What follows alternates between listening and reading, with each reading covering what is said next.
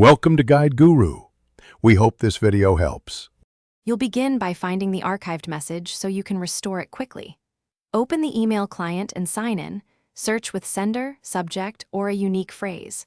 Once located, double-check the message status. Archived messages often lack inbox labels but still appear in all mail or archive.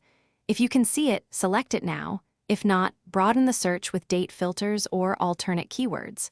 Once selected, you're ready to move the message back to the inbox and preserve its thread context.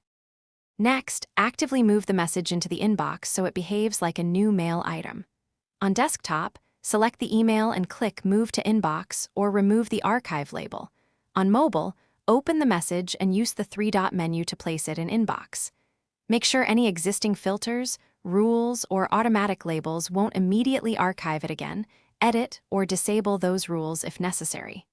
Once done, refresh or sync the client to confirm delivery to the inbox and preserve thread ordering for easy retrieval. Finish by syncing across devices so the restored email appears everywhere. Refresh the web client, force sync on mobile, and confirm the message shows in inbox.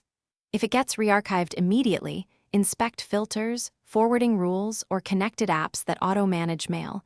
Disable the offending rule and move the message again.